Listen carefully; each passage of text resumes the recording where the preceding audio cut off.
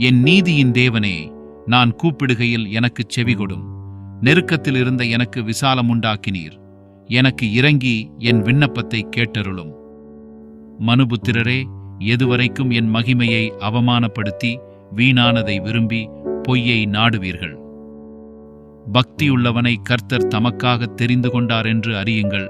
நான் கர்த்தரை நோக்கி கூப்பிடுகையில் அவர் கேட்பார்.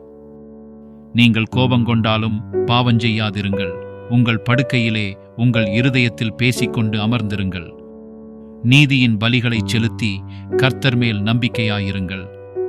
எங்களுக்கு நன்மை காண்பிப்பவன் யார் என்று சொல்லுகிறவர்கள் அநேகர். கர்த்தாவே, உம்முடைய முகத்தின் ஒளியை எங்கள் மேல் பிரகாசிக்க பண்ணும்.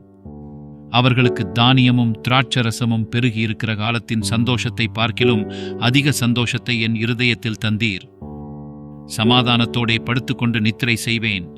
கர்த்தாவே, நீர் ஒருவரே என்னை சுகமாய் தங்க பண்ணுகிறீர்.